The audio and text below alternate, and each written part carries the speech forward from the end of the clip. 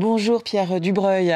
Bonjour. Merci d'être en direct avec nous. Vous êtes le grand directeur, le directeur général du château de Chambord, du domaine national de Chambord. Et vous venez de lancer cette campagne qui interpelle le passant jusque dans les couloirs du métro. Ça a été mon cas, hein. J'ai été interpellée par votre campagne, c'est pour ça que j'ai pris mon téléphone. Je vous ai appelé. Chambord a besoin de vous. Sauvez l'aile François Ier. On voit ce cher François Ier avec une petite larme au bord des yeux. Qu'est-ce qui se passe? De quoi souffre l'aile François Ier, Pierre Dubreuil? L'aile François Ier, c'était le logis royal. Elle a été construite un peu après le début de la construction du château de Chambord, en 1539. Initié d'ailleurs par François Ier, hein. C'est le château de 1519, le château a 500 ans. Cette aile François Ier, elle devait accueillir les derniers jours, en tout cas les dernières années, du roi fondateur, commanditaire de Chambord. Et il se trouve que, en apparence, tout va bien. Le château est magnifique. C'est une vision qui, je crois, parle à tout le monde. Chambord, c'est de l'ordre des grands trésors nationaux, bien sûr, mais mondiaux. Des grandes images que tout le monde a besoin de voir. Mais il se trouve que cette aile, de l'intérieur, s'effondre depuis un certain nombre d'années. Oui. Sous l'effet double du temps, peut-être de la construction un peu rapide à l'époque, puisque cette aile a été construite entre 1539 et 1544. Vous voyez, 5 ans pour construire un édifice pareil, c'est assez court. Sans doute parce qu'il fallait aller vite pour accueillir le roi, sa cour. Et aussi par l'effet plus récent du changement climatique. Des inondations, la dernière a eu lieu en 2016. Elle a failli menacer le château de Chambord lui-même, puisque l'eau s'est arrêtée au seuil du donjon. Et puis des épisodes de sécheresse qui sont de plus en plus fréquents. Ce qui fait qu'à la base du château, qui est construit sur de la pierre, mais aussi sur du bois, pas juste en dessous de l'aile François Ier, mais il y a aussi du bois qui travaille, et aussi la pierre qui se rétracte sous l'effet de ce que je viens de vous dire, c'est-à-dire changement climatique, réchauffement, inondation. Donc en fait, cette aile François Ier est menacée dans sa fondation, et également tout en haut, parce que le poids pèse beaucoup sur les murs plutôt que sur la charpente, pour sans doute des défauts de construction au départ, qui fait qu'à l'intérieur, les planchers, vous avez des images peut-être que vous pouvez montrer, les planchers s'effondrent. Et d'ailleurs, il y a 20 ans, des visiteurs sont passés à travers. Carrément. Ces planchers, oui. Heureusement, sans gros dommages. Mais alors, c'est des travaux de quel montant, là? Vous avez besoin de combien d'argent, Pierre Dubreuil? Ça peut paraître beaucoup d'argent, 37 millions, hein, 37 millions, très exactement. Il en faut surtout 12 pour sauver, je dis bien sauver, cette aile, c'est-à-dire faire en sorte qu'elle ne s'écroule pas de l'intérieur, parce que elle est fermée au public depuis quelques années. Moi-même, quand je suis arrivé, quand j'ai pris mes fonctions il y a bientôt 3 ans, j'ai dû fermer des salles. La Cour des comptes a attiré l'attention sur l'état sanitaire très préoccupant. Donc maintenant, ce qu'il faut, c'est la mettre en sécurité. Voilà, c'est sécuriser un peu pour pas que la situation s'aggrave, en fait, c'est ça. Première tranche, 10-12 millions pour la sécuriser. Et ensuite, il faudra une quinzaine de millions de grosses œuvres, évidemment avec des métiers d'art, en respectant cet édifice extraordinaire. Et puis ensuite, la dernière tranche de 10 millions, ce sera pour aménager et restituer aux visiteurs ce qu'était la vie à la cour de François Ier, puisque ce logis abrite le cabinet de travail, la chambre du roi, la salle des conseils. Donc on pouvait évoluer dans cette aile avec des meubles, des objets appartenant à François Ier, c'était ça? Oui. Alors, il sera très difficile de restituer l'état antérieur, puisque nous avons très peu de meubles royaux de la Renaissance. Mais nous allons restituer l'ambiance, la vie à la cour, et aussi, je pense, mettre en exergue une période qui est assez mal connue des Français, la Renaissance, les liens entre François Ier et Léonard de Vinci, par exemple, le rôle des femmes. Dans la Renaissance, la mère de François Ier, Louise de Savoie, c'est une femme extraordinaire qui a une influence très importante, avec Marguerite de Navarre aussi. Toute cette histoire, je crois, auquel les Français sont très attachés, mais qu'ils connaissent assez mal, d'une période finalement sans laquelle nous ne serions pas là, puisque c'était la transition entre le Moyen-Âge et l'ère moderne. Effectivement, vous voulez remettre la Renaissance au cœur de Chambord, mais pour revenir sur cette campagne, vous avez déjà récolté pas mal d'argent. Combien à l'heure actuelle là, les Français 200 000 euros. Sont sensibles? Je suis extrêmement touché et je dois vous dire, est surpris même de la générosité des donateurs, des petits donateurs. La moyenne des dons, c'est 100 € à peu près. C'est pas mal. C'est beaucoup, pour ceux d'ailleurs qui ne peuvent pas forcément donner. Mais la générosité est extraordinaire. L'objet de cette campagne, Chambord a besoin de vous, avec cette larme sur le François premier que vous avez évoqué, c'était... On le sait bien, difficile de réunir la somme que nous avons besoin, mais au moins de sensibiliser le très grand public et les visiteurs. Et au-delà de nos espérances, puisque nous avions un objectif de récolte d'environ 100 000 € par an, au bout d'un mois et demi, on a déjà dépassé 200 000.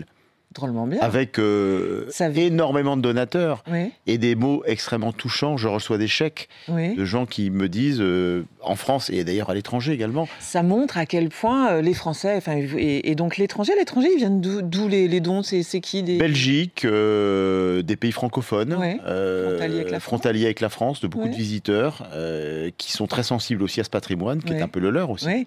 Oui, donc ça montre un attachement très fort à ce château, à ce domaine. Chambord, c'est combien de visiteurs vous accueillez par 1 200 000 par an. 1 000. C'est le château le plus visité après le château de Versailles en France. Et le premier en dehors de l'Île-de-France, bien sûr. Vous expliquez comment cet attachement des Français à ce château très lié, on vient de le dire, à François Ier? C'est un des rois les plus populaires peut-être aussi? Chaque année, nous battons les records de fréquentation. C'est-à-dire que là, je pense que cette année, nous allons dépasser 1 200 000. C'est très difficile à expliquer parce qu'il faudrait analyser, avoir du recul pour le comprendre. Mais je pense qu'il y a un engouement des Français pour leur histoire, dans un monde très troublé, dans un chaos géopolitique et peut-être aussi avec des difficultés de repères. Ça rassure peut-être? Les Français se disent, de se tourner vers l'histoire. C'est notre histoire, ce sont nos monuments. Et ce qui peut expliquer aussi d'ailleurs l'engouement de la campagne d'appel aux dons, puisque ils se disent on ne peut pas laisser s'effondrer une partie de notre histoire. C'est notre histoire, c'est notre patrimoine. Mais le patrimoine, c'est pas que des pierres. À Chambord, ces pierres envoient à la Renaissance et puis aussi à Louis XIV. Il y a des périodes successives jusqu'à la Ve République, puisque c'est un domaine... pas seulement un château, c'est un domaine qui fait 5500 hectares dans 32 km de murs. Donc c'est aussi un village, une commune, une forêt. Chambord, c'est un ensemble. On va en parler. C'est combien de personnes travaillent là, sur ce domaine immense? Vous venez de rappeler les chiffres, là. 250 environ, 250, un peu plus en période. C'est une PME, quoi. C'est une grosse PME. C'est une PME, en effet, touristique, culturelle, événementielle, avec une marque mondiale. Il y a un sujet de sécurité ces derniers temps qui ne vous a pas échappé. Je fais malicieusement un clin d'œil à ce terrible cambriolage du Louvre. Vous, à Chambord, quelle est la sécurité? Est-ce que vous avez dû la réviser, cette sécurité? D'abord, moi, je veux exprimer toute la sensibilité et la solidarité que nous avons vis-à-vis du Louvre. Nous sommes, comme le Louvre, dépositaires d'un patrimoine et de joyaux extraordinaires. Fort heureusement pour nous, nous n'avons pas autant... Vous n'avez pas de joyaux, vous, à Chambord? Le joyau, c'est Chambord. C'est la pierre lui-même. C'est le château qui n'est pas un château, en fait, qui est une œuvre d'art. C'est peut-être ce qu'est la Joconde à la peinture, à l'architecture, Chambord.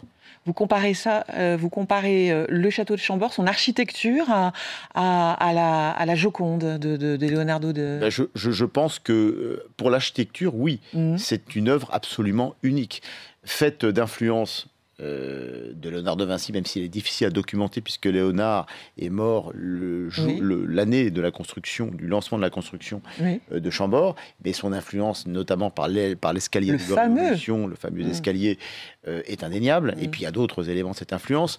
Chambord symbolise aussi dans le plan de construction, dans le schéma, dans la manière dont il a été conçu, parce que c'est un château concept, manifeste. C'est plus qu'un château. Donc, c'est une vision, un rêve de pierre, qui est, à mon avis, de l'ordre des très très grands monuments du monde, des pyramides, du Taj Mahal, d'autres grandes visions, comme ça, du Mont-Saint-Michel en France. Voilà, donc c'est ça dont il s'agit à Chambord, et c'est donc un trésor qui suscite l'engouement, et tout le monde a besoin de voir Chambord au moins une fois dans sa vie. Et donc, en termes de sécurité, vous avez donc des besoins assez différent néanmoins d'un lieu comme le Louvre. Oui, d'abord parce que nous avons en effet beaucoup moins de collections. Ouais.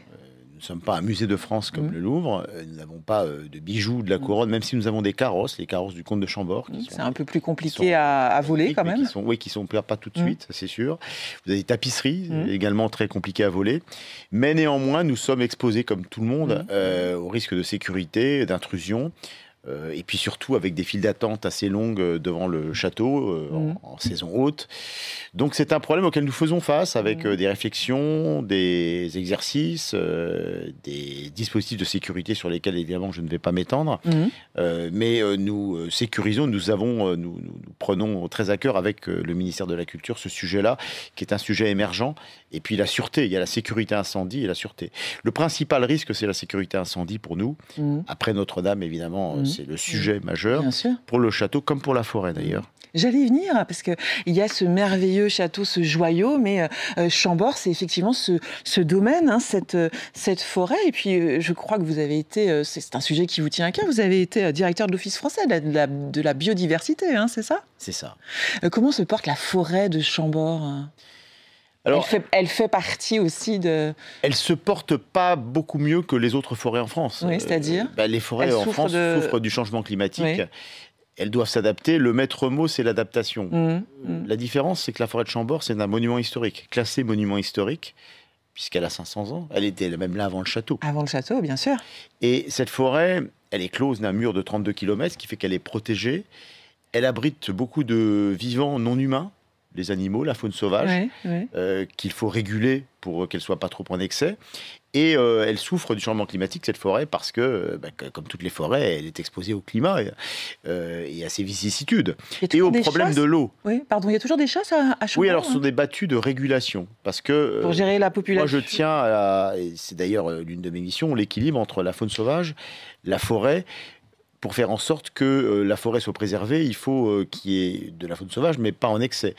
Mais il se trouve que cette forêt est une réserve de biodiversité exceptionnelle. Parce que, comme c'est une réserve, précisément, qui n'est pas accessible, en tout cas pour une partie au grand public, nous la faisons visiter, mais elle n'est pas ouverte à tout le public, elle est protégée. Et donc, beaucoup d'espèces qui ne se trouvent pas ailleurs s'y trouvent, comme des balbuzards pêcheurs, comme des cigognes noires, et tout un tas d'espèces que je ne pourrais vous décrire ici, moi qui suis passionné de biodiversité, mais qui sont en quelque sorte un conservatoire de l'histoire et de la biodiversité et de la chasse, en effet, puisque le roi commanditaire François Ier était chasseur, même si on ne chasse plus à court à Chambord depuis 1947.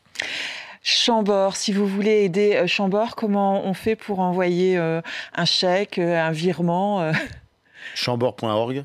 Notre site, vous serez redirigé directement, très simplement, en 2 clics, vous pourrez faire un don.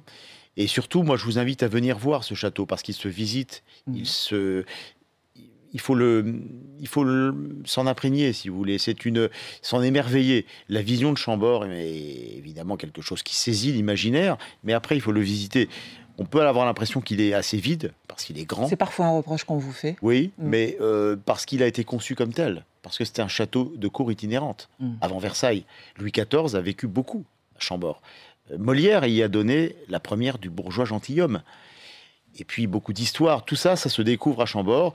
Il y a aussi un spectacle à cheval qui raconte l'histoire à cheval. Des concerts, Orelsan prochainement. Il est déjà temps de se quitter, Pierre Dubreuil. Aller à Chambord, aider Chambord.